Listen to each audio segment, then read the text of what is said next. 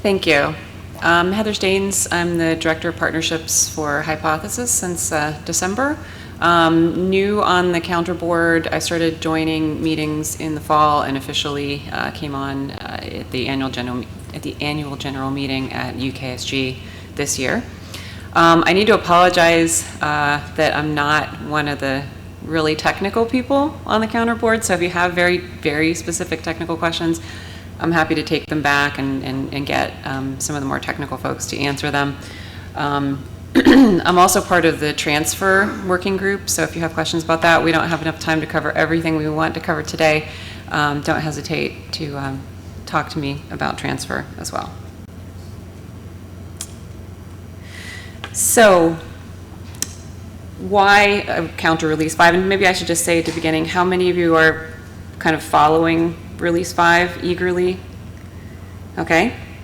So may not be entirely new information, but we do have some updates based on recent feedback. So the previous codes of practice had evolved over the years, and reports were added, and the result of all of that sort of organic growth over the years were lots of inconsistencies in the reports. So in order to keep up with those changes and do it in a simplified way, we believe that release 5 is about time. So the main goal of release 5 is actually to balance the changing reporting needs with the need to make things simpler so that all the content providers can achieve compliance and the librarians can have the usage statistics that are credible, consistent, and comparable. So in rethinking reporting, in regards to release 5, the team has introduced 4 master reports, one for each level in which usage is reported. Librarians will be able to use the master reports to customize analysis to meet specific reporting needs. So these are the 4 reports: the platform, the database, the title, and the item report. So this is a mock-up of what the reporting interface will look like. It's not going to be identical to this, but through which the library staff will be able to report on title level usage by picking which metric types to show, limiting to certain data types like books or journals, to decide if they want usage for material under subscription. Access type equals controlled, for example, gold open access, or both in one report, and then being able to select a range that includes the years of publication. So, I'm just going to highlight a couple of things, in regards to these different reports. Flexibility has been great, but when you really want things for comparability, flexibility can introduce complexity into the equation. So R5 goes further to define a series of standard views within these 4 master reports. Standards views address common use cases that are essentially a set of predefined attributes and filters for the corresponding master report.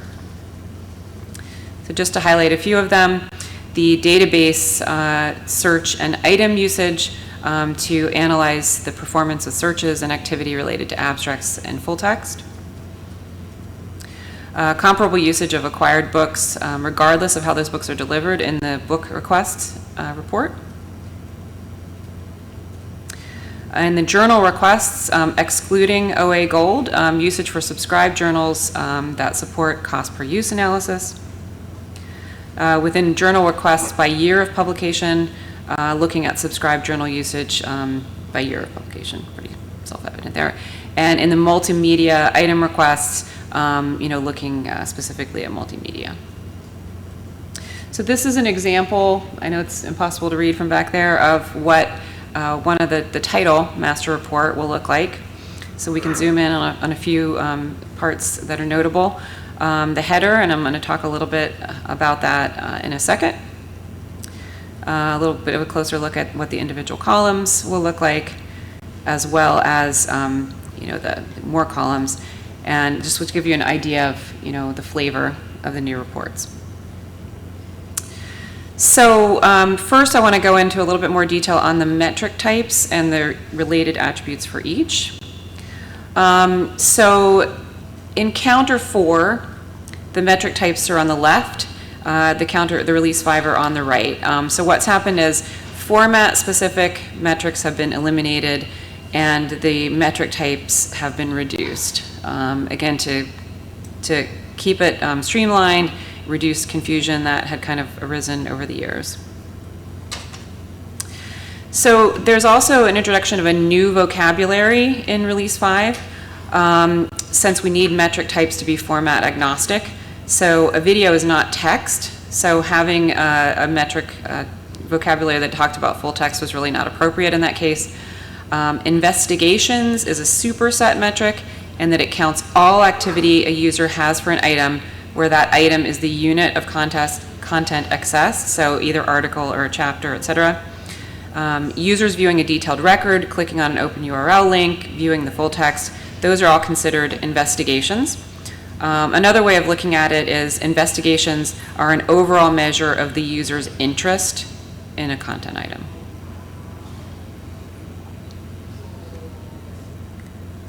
So these are just the which ones fall into different categories of requests versus investigations. Anything with the full text is a request.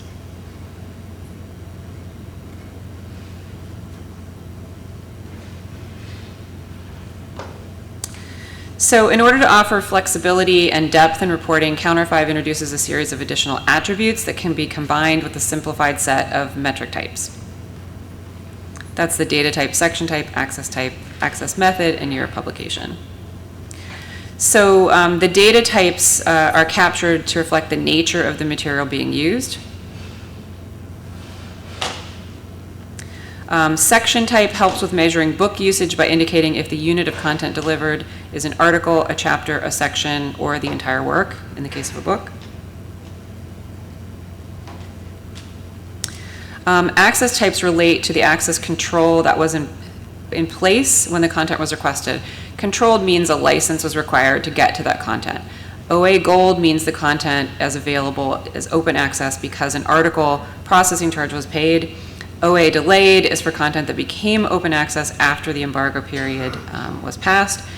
And just as a note, the OA Delayed will not be introduced in Counter 5, but it will be reserved for later use.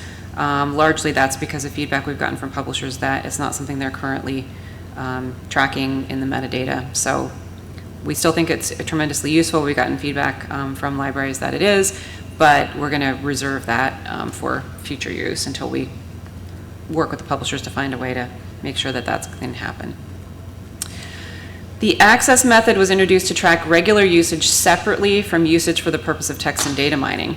The latter may result in massive amounts of content being accessed, and it can skew statistics. So separating out this activity allows the TDM usage to be measured, but still kept distinct from the regular usage.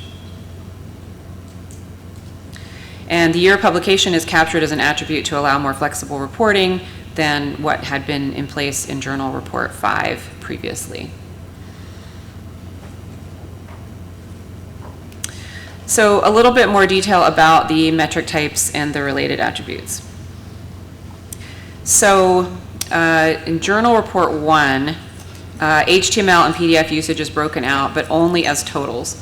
The Sushi version will continue to have the figures broken out by month. The headers for all the reports will have the exact same format. The same information will appear also in the Sushi version of the report. There are more rows here, it's pretty clear, but it does make the report clearer and easier to process. A blank row was added before the body of the report to make it easy to add filtering and to sort in Excel or Google Sheets. Focus on consistent detail. The details of the report now will be consistent across all reports. While not all reports will have the same column headings, when they do, the labels and the column order will be consistent.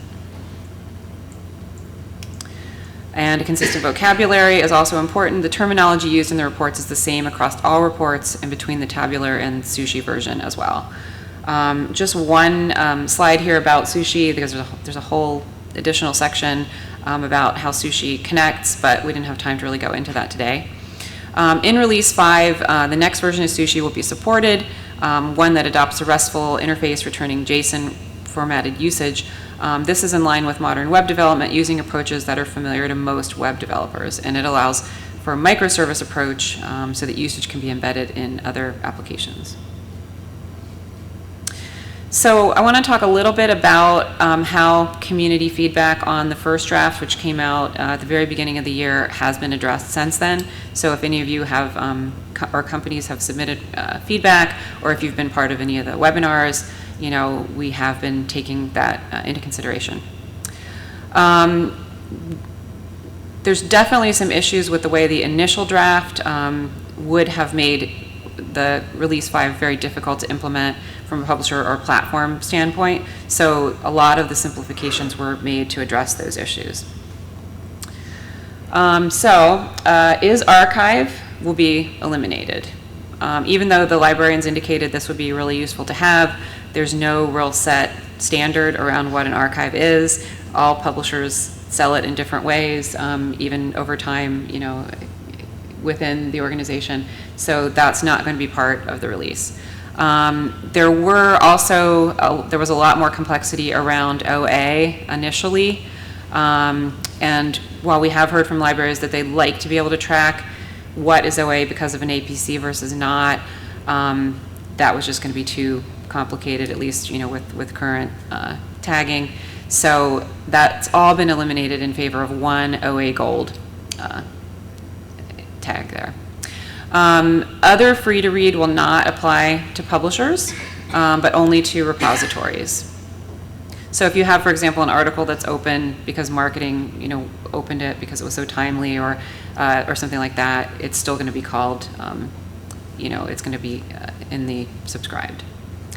OA delayed will be listed, but designated reserved for future use, given the complexity, as I mentioned before. The standard views had specifically focused on the library use cases, and that means that reports are going to be longer. Can't really avoid that. A couple more things. The new metrics, investigations, and requests had been confusing at first, so the text around those has been clarified, and we're working on a number of friendly guides that will, we hope, clarify it a little bit further. There had been also some concern about the HTML and the PDF and how those are tracked differently from 4 to 5. So we've introduced a whole new section into the Code of Practice to specifically address this issue, map the R4 metrics to the R5, and hopefully take the worry out of that change. Sessions, these are increasingly hard to capture, so sessions are not going to be directly addressed in Release 5. The report header loading as a separate tab, that's just not going to be possible in this release. But there are things that you can do if it's something you want to bring up on your own. There were a number of concerns about reporting of zero usage, since not all publishers make their own counter statistics from the same system that they use for their access control. It was a little bit complicated. Counter is represented on new NISO initiative, the KBART automation that I think Todd's going to talk about a little bit, Nettie's going to talk about in a little bit, and for the sushi harvesting. So, you know, bear with us on that. And then the journal title report 5, which was considered, you know, very, very critical by libraries. Journal requests non-gold OA by year of publication. Standard view should basically give you the same information that was in the journal title report from before. There was a lot of requests to continue consortium reports as separate reports, and due to a number of complexities, that's just not going to be part of Release 5. But Counter is committed to working to develop open source tools that will allow the consortia administrators to generate that subsequently. So, you know, again, hold tight on that one.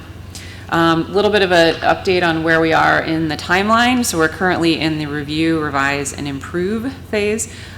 Weekly calls going on, lots happening. Mentioned the friendly guides are underway.